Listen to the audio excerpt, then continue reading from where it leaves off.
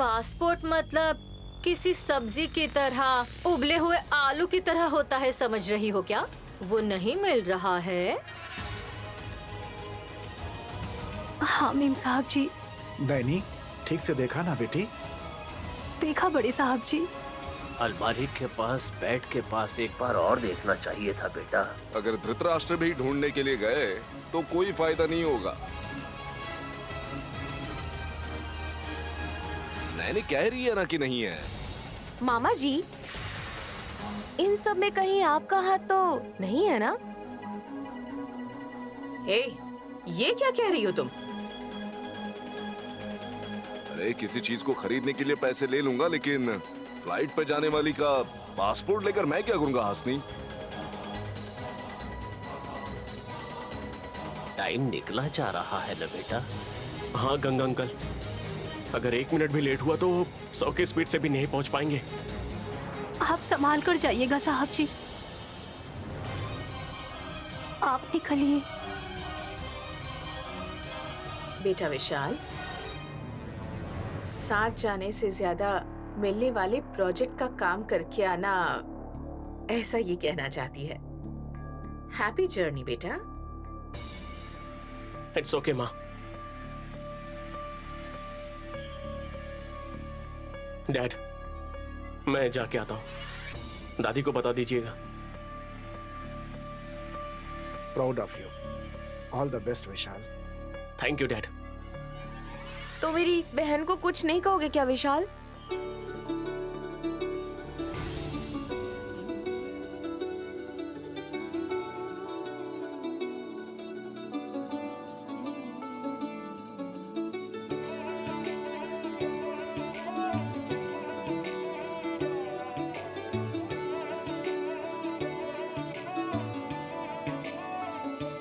रब्बा जानदा, रब्बा जानदा तैनू कितनी मोहब्बत दिल करदा। रब्बा जानदा, सुरक्षित जाइएगा और सुरक्षित वापस आइएगा साहब जी। तैनू कितनी मोहब्बत दिल करदा। हाँ तेरे वाजो जी नहीं लगदा, रोग ये लगा इश्क दा। हर दुआ में तैनू मंगदा, रब्बा जानदा, रब्बा जानदा तैनू कितनी मोहब्बत दिल करदा।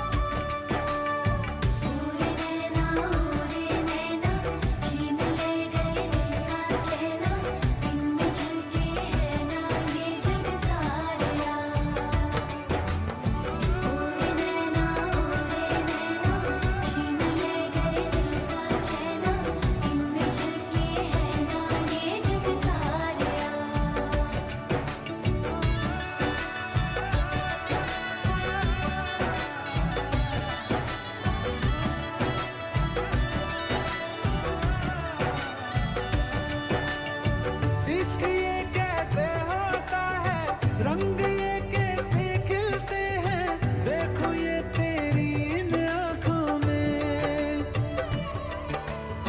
चांदनी ये क्या होती है, दीप ये जलते कैसे हैं, देखो ये तेरी इन आँखों में। हो ना जाने कब दिन चढ़दा, कुछ भी पता नहीं चलदा। हर दुआ में तैनू मंगदा, रब्बा जानदा, रब्बा जानदा तैनू कितनी मोहब्बत दिल करदा। ओ रब्बा जानदा, रब्बा जानदा तैनू कितनी मोहब्बत दिल करदा। क्या नैनी? काम करने का मन नहीं हो रहा है क्या? काम करूंगी शिवा, लेकिन साहब जी की बहुत याद आ रही है। कुछ करने का मन ही नहीं कर रहा।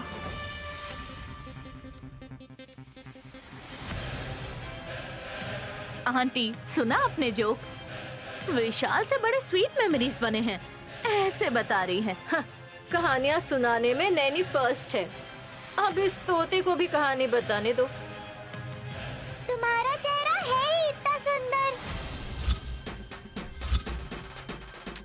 चुप रहो शिवा। ये चुप नहीं बैठेगा क्योंकि ये बहुत ही ड्रामेबाज है ना। तुमसे ज्यादा क्या? ए, उसकी मुंह मत लगी आंटी। हाँ, जैसे मैं तो मरा जा रहा हूँ। देखो तुम बहुत ज्यादा बोलते हो। मेरा विश फॉरेन चला गया है, लौटने में 7 दिन लगेंगे उसे। उससे पहले तुम दोनों की खबर लूंगी मैं। अरे ऐसा मत कहिए आंटी, पहले ही क्या करना चाहिए ऐसी सिचुएशन में है बेचारी नैनी। ऐसे नहीं रहेगी तो कैसे रहेगी? लाल बस में चढ़ के आई थी ना। एयर बस में बैठने के सपने देख रही थी। खुद की शक्ल देखी है कभी? लिख के रखा भी हो तो फाड़ नहीं पाएगी ना आंटी।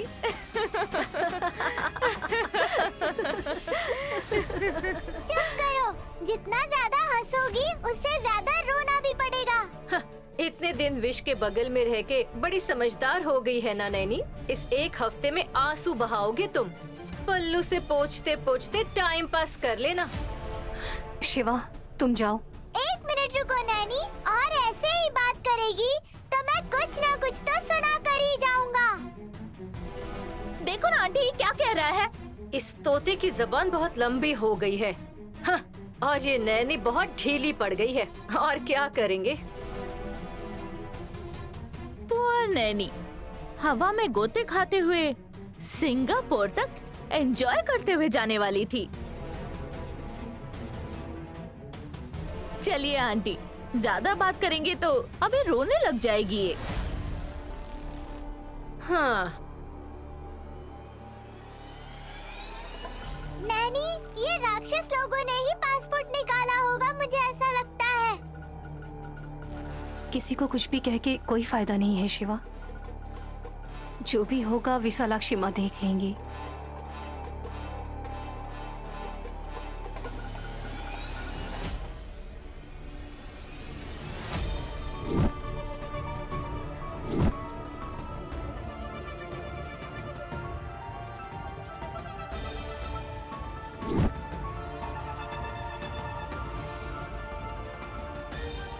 क्या हुआ जसी? स्टैचू की तरह क्यों खड़ी हो?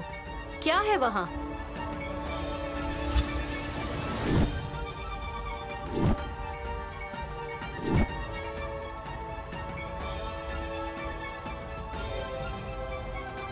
तुम्हें कोई काम काज नहीं रहता है क्या? रूम में इधर उधर जब देखो घूमते रहती हो।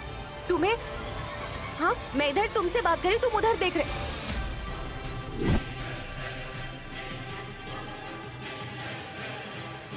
बहन बहन बहन बहन बहन बहन, तिलोत्तमा सासू माँ, ससुर जी, मामा जी, सभी आ जाइए, नीचे आ जाइए। तिलोत्तमा सासू माँ, ससुर जी, बहन बहन।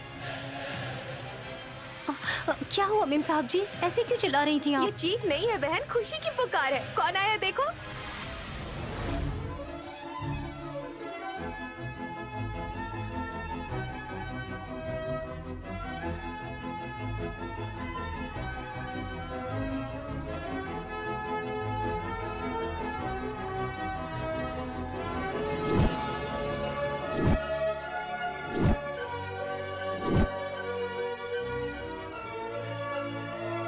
साहब जी,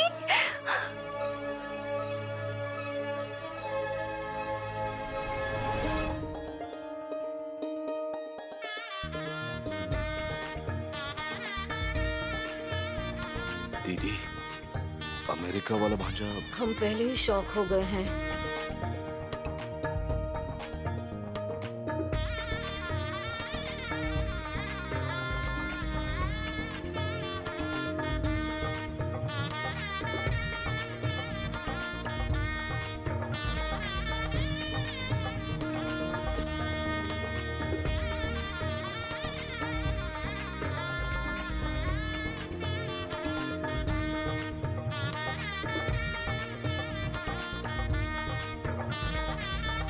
विशाल बेटा, आप सिंगापुर जाने वाले थे ना? सिंगापुर जाता तो इतनी जल्दी कैसे लौट आता अंकल?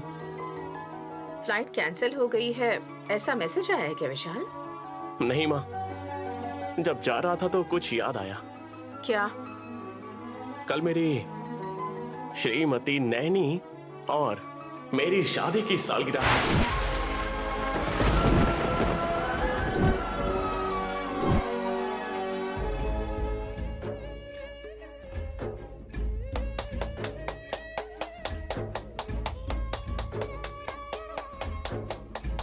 वाओ! ससुर जी, देखा आपने? कल शादी की सालगिरह मनाने के लिए सिंगापुर जाना छोड़ वापस लौट आया विशाल।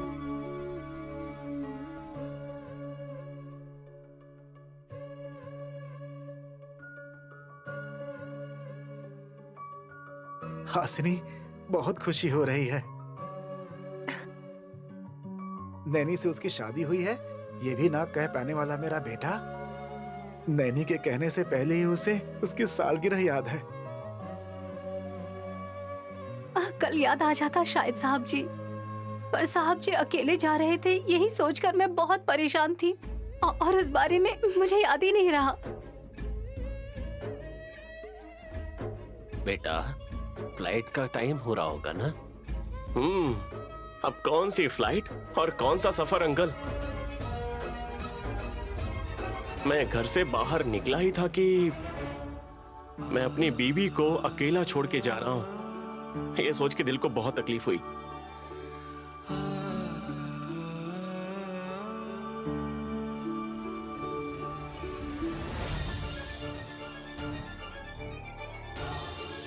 ये तकलीफ कम कैसे होगा? सोच ही रहा था कि बस कल शादी की सालगिरह है, ये दिमाग ने याद दिला दिया। साहब जी, आपने तो कहा था वहाँ बहुत बड़ा काम है। हाँ, 200 करोड़ का प्रोजेक्ट था ना वेश? छोड़ दिया बुआ।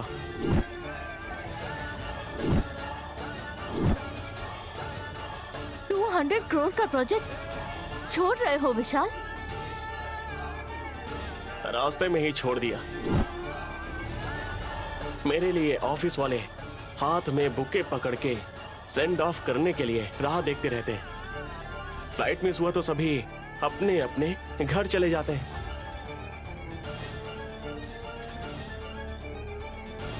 लेकिन मेरे लिए इस घर में फिर कब लौट के आओगे ये सोच के राह देखने वाली नैनी को मैं ही बुके लेके आऊंगा तो अच्छा रहेगा सोचा, इसलिए लेके आ गया। कुछ भी हो, नैनी के सामने चाहे कितने भी करोड़ के प्रोजेक्ट हो सब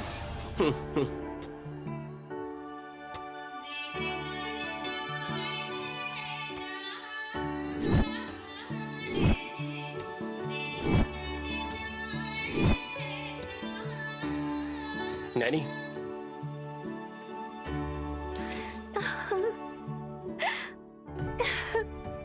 वाओ, तुम्हारी स्माइल और ये रोजेस सेम टू सेम बहुत प्यारे लगते हैं।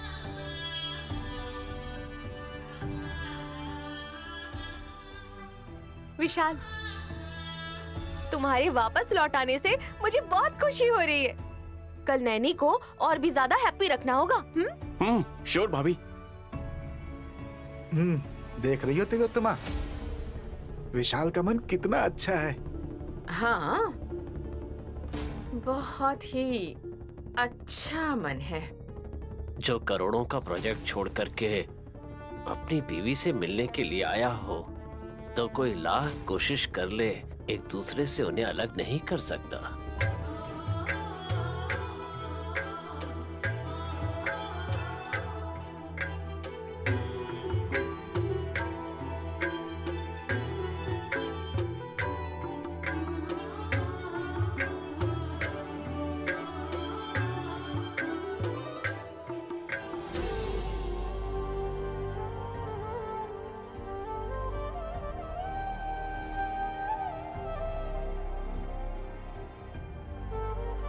हे विशालाक्षी माँ, साहब जी मुझे छोड़कर मुझे विदेश जाने वाले हैं, इस बात से मुझे तकलीफ नहीं हुई, क्योंकि मैंने सोचा था ये 7 दिन उनको मुझसे कोई खतरा नहीं होगा, पर वो इतना जल्दी वापस लौट आए। फिर से वही खतरा, वही डर। क्या करूं मैं? मुझसे वो ज्यादा दिन दूर नहीं रह सकते, इसलिए वापस आ गए। वो मुझे अपनी जान से ज्यादा प्यार करते हैं, ये एहसास हुआ ही था कि ये ऐसी कैसी परिस्थिति आप सामने ले आई माँ। ये कैसा न्याय है माँ? मेरे साथ भी अन्याय हो ऐसा आप भी नहीं चाहेंगी, लेकिन रक्त तो अर्पण करना ही होगा। क्या यही विधि का विधान है माँ? कल हमारी शादी की पहली सालगिरह है। शादी होने के बाद मुझे छोड़कर चले गए थे साहब जी। अब वो मेरे बिना एक पल भी नहीं रह सकते। मैं कितनी खुशनसीब हूँ ये सोचकर मुझे खुश होना चाहिए था, और वो लौटकर वापस मेरे पास आ गए हैं। पर उनके आने के बाद ये कैसी परिस्थिति आ गई है? क्योंकि क्या मैं ही उनकी जान लेने वाली हूँ? ये कैसा विधान है माँ? मुझे अब कुछ समझ नहीं आ रहा है।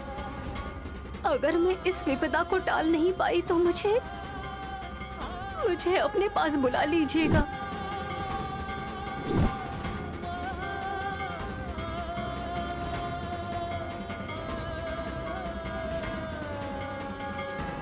ओए नैनी, क्या कर रही हो?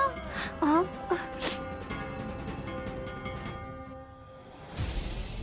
कुछ नहीं शिवा। वो रोना था या खुशी के आंसू थे? मैं क्यों रोऊंगी शिवा? हाँ, तुम क्यों रोओगी?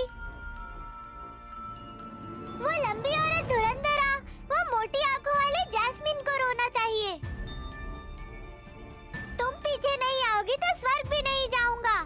तो अब फौरन क्या जाऊंगा, ऐसा विशाल बाबू ने सबके सामने खुल के बोल दिया। तब उनके मुरझाए हुए चेहरे देखने लायक थे नैनी। मुझे कोई स्वर्ग नहीं चाहिए शिवा। इस धरती पर ही ठीक से खुशियाँ मिल जाए वही काफी है। तुम दोनों की जोड़ी को देखने के लिए देवता भी आते जाते रहते हैं, देखो।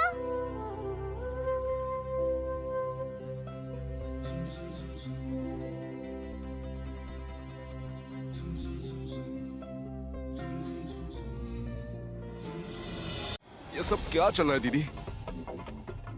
हम अमेरिका वाले भांजे को ही देख रहे थे ना। मुझे तो सहन ही नहीं हो रहा है।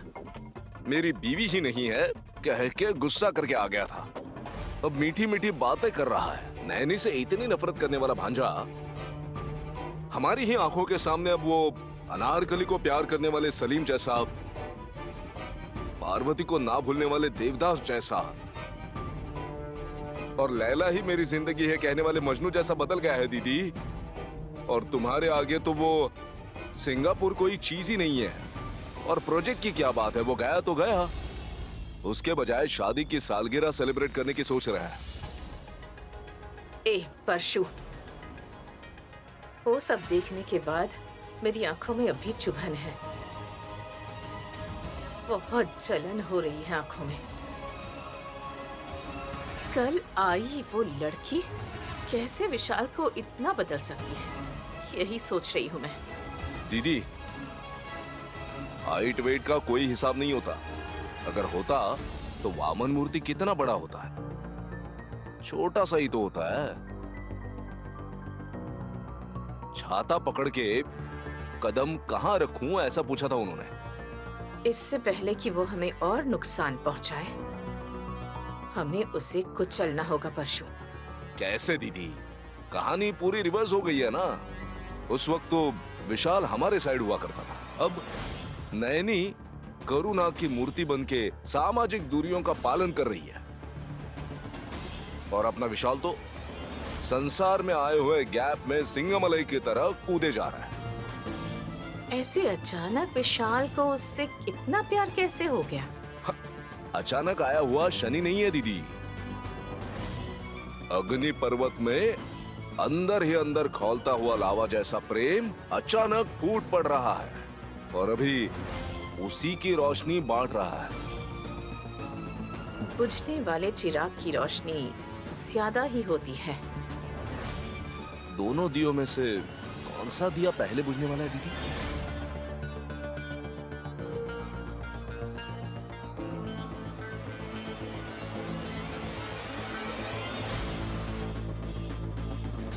मेन स्विच ऑफ कर दें तो सारी लाइट्स ऑफ हो जाती हैं परशु।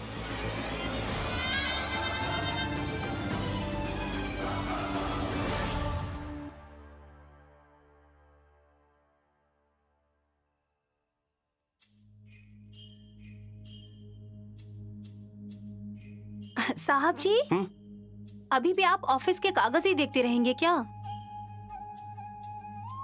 ये फाइल्स तुम्हें देखनी चाहिए, पर देखनी मुझे पड़ रही है। मैं पढ़ी लिखी नहीं हूँ ना साहब जी। नहीं आता है कहोगी तो कुछ भी नहीं आएगा। आता है कह दूंगी तो क्या मुझे पढ़ना लिखना आ जाएगा साहब जी? हाँ जरूर आएगा, वो दिन ज्यादा दूर नहीं है। बहुत खुशी की बात है साहब जी। अब ये दूध पीकर आप सो जाइए, पहले ही बहुत देर हो चुकी है। तो फिर बस इतना ही नैनी? और क्या चाहिए साहब जी?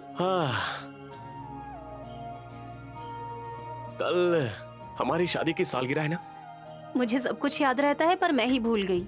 सबके सामने आप ही ने तो याद दिलाया था। इसीलिए कह रहा हूँ कि कल के दिन को कैसे सेलिब्रेट करना चाहिए, ऐसा कुछ प्लान नहीं किया क्या? उसके बारे में मुझे कुछ नहीं पता है साहब जी। इट्स ऑल राइट, जाके सो जाओ अभी। हाँ साहब जी। कुछ काम है क्या? नहीं, तुम्हारा मुझसे कुछ कहने का मन है क्या?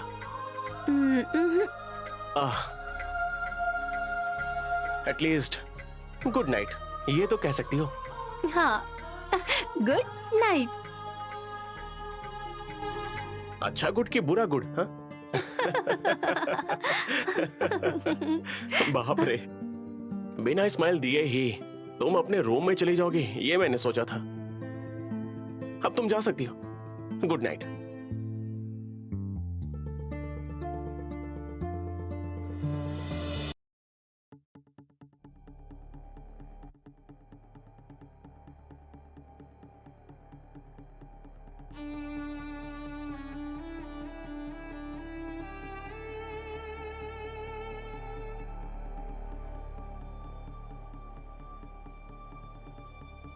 नींद नहीं आ रही है क्या नैनी? साहब जी की आवाज लग रही है।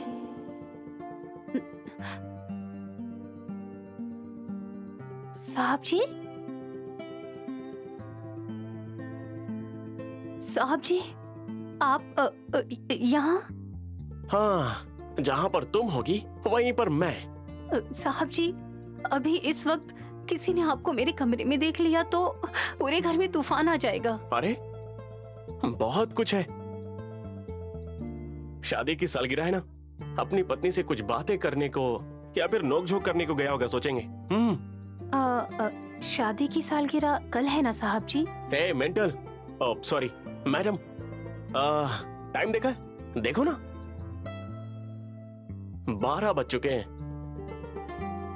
मतलब कल अब शुरू हो चुका है। कुछ समझ आया?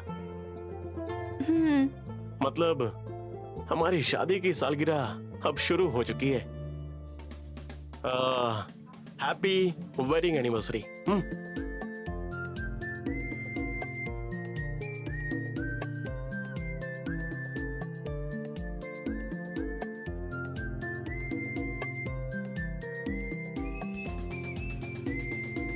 मुझे ऐसे कहना नहीं आता है साहब जी।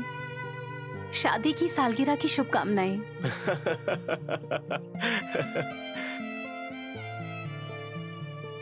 हाँ, वैसे जब सुबह होगी तो मुझे क्या गिफ्ट दोगी नैनी?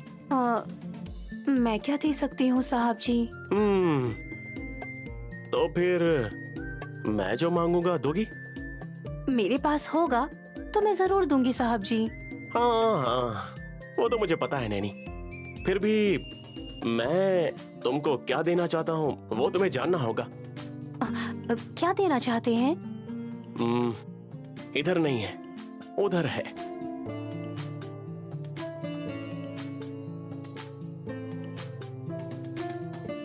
क्या है वहाँ पर साहब जी? मैडम, वहां चलेंगे तो पता चल जाएगा। चलो आ जाओ, आओ ना, आओ। अब यहीं रुको।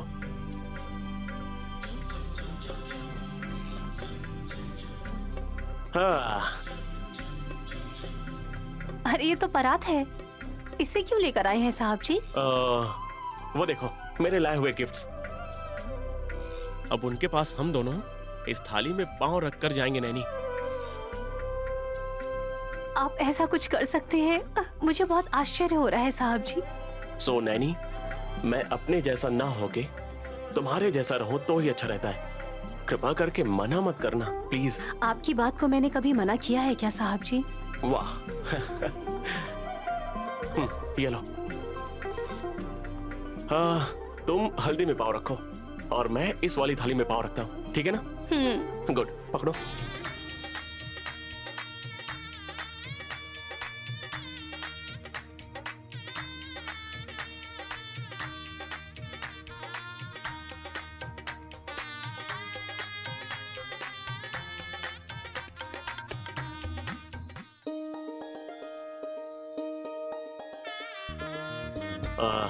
अब पाँव जमीन पर रखें। आपके साथ चलने से अच्छा आपके पीछे चलकर आपके पाँव के साथ पाँव मिलाना मुझे अच्छा लगता है साहब जी। ओके। पहले आप चलिए।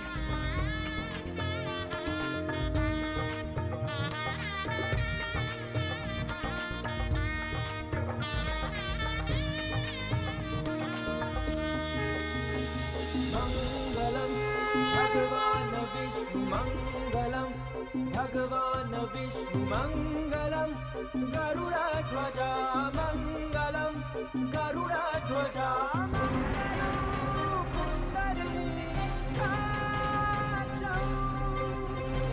मंगलम, पुंडरीकाक्षं मंगलाय तनो हरि, मंगलाय तनो हरि, मंगलाय तनो हरि, मंगलाय तनो हरि, मंगलम भगवान विष्णु मंगलम, भगवान विष्णु मंगलम, गरुड़ध्वजा मंगलम। ये सिंदूर है।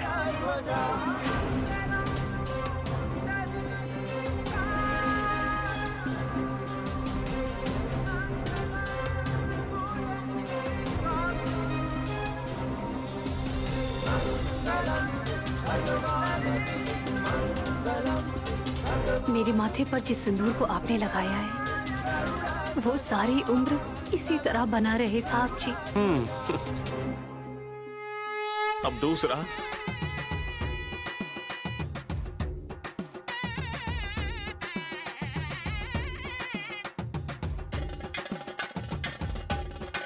सफेद फूल।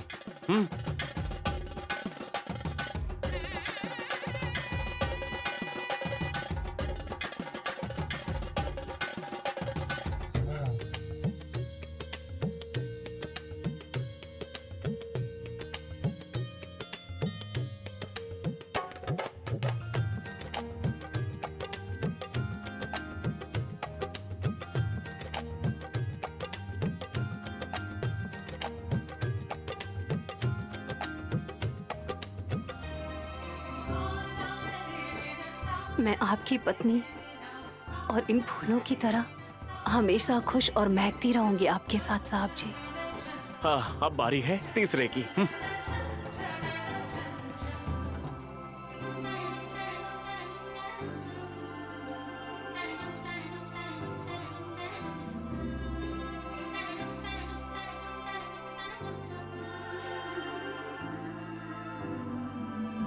तुम्हारे हाथों के लिए ये चूड़ियां।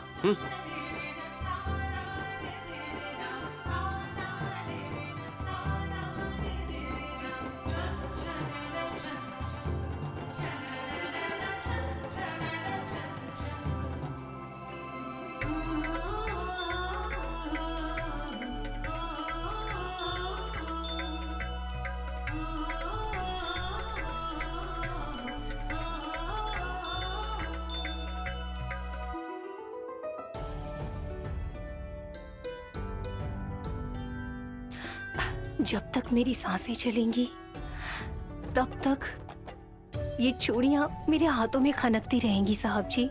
अब बारी है चौथे की।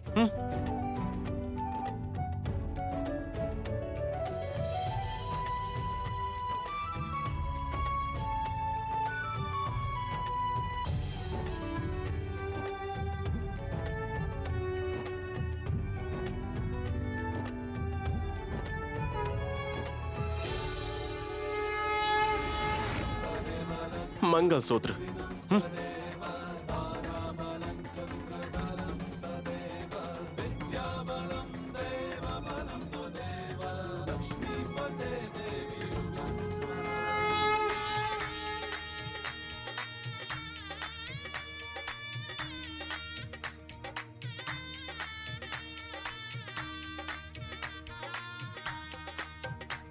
आपके हाथों से पहनाया हुआ ये मंगलसूत्र, इसको किसी की भी नजर ना लगे साहब जी।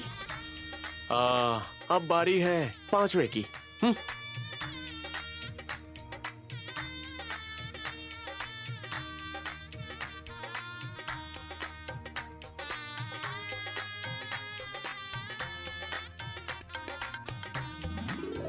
तुम्हारे पैर के लिए अंगूठी।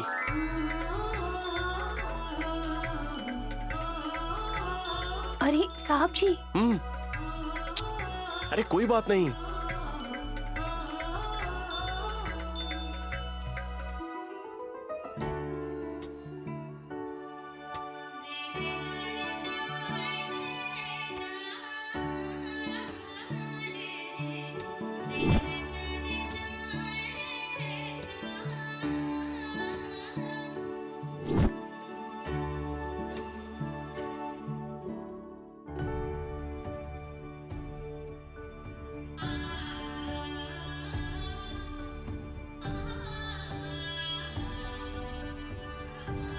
अगर आप कांटे भरे रास्तों पर चलते हैं ना, तो मैं उन कांटों को भी खूबसूरत फूलों में बदल दूंगी साहब जी।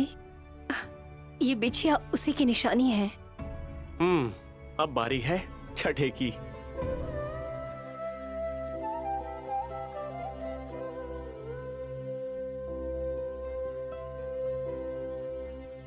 तुम्हारी आंखों के लिए ये काजल।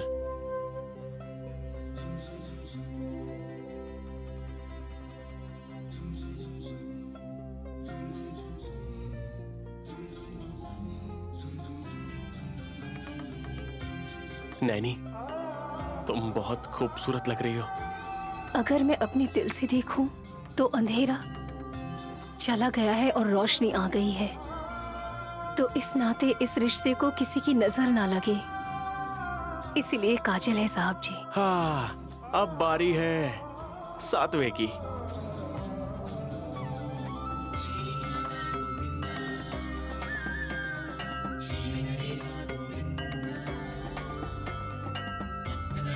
फूलों की माला।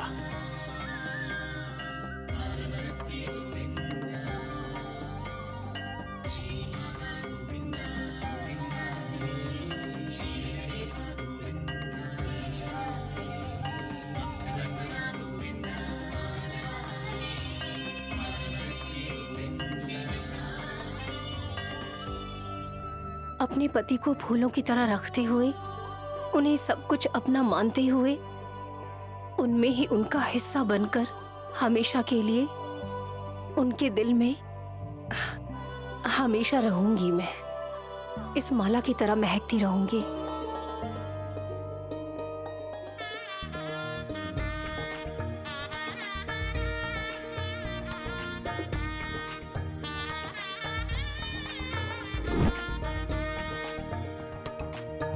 नैनी, मैं एक ही माला लेकर क्यों आया हूँ जानती हो? जब हमारी शादी हो रही थी, तुम्हारे गले में मंगलसूत्र बांधने के बाद, एक दूसरे के गले में माला डालने के बाद, जब हमने 7 फेरे लिए थे, तो मुझे ऐसा लगा कि डैड मेरी शादी जबरदस्ती करवा रहे थे, और उस समय वो शादी मुझे पसंद नहीं थी। तब मैंने अपनी माला को निकालकर फेंक दिया था। हाँ, और तुम्हें वहीं छोड़कर चला आया। पर तुमने मेरा साथ नहीं छोड़ा, मेरे लिए यहाँ आई, परछाई बनकर मेरे साथ रही, शादी का मतलब बताया, जिंदगी का दूसरा हिस्सा कौन होता है ये तुमने मुझे सिखाया नैनी। इसीलिए नैनी, ये तोहफा देकर, तुम्हें ये माला पहनाकर तुम्हारे संस्कारों को प्रणाम करना चाहता हूं मैं। लेकिन अभी भी यहाँ पर एक अच्छा दिल बनाकर आज मुझसे भी बड़े पद पर खड़ी हो तुम। वो सब मैं नहीं जानती साहब जी। इन तोहफों को देकर आपने मुझे सौभाग्यवती बनाया। आप हमेशा बस ऐसे ही रहिएगा। आपको जो चाहिए आप मांग लीजिए साहब जी। सच में दोगी नैनी? आपके इतने करीब हूँ, भला कहाँ जाऊंगी मैं? आपको क्या चाहिए साहब जी? तुम्हारे माथे पर जो मैंने सिंदूर लगाया है उन्हें मैं अपने होठों से चूमना चाहता हूँ नैनी।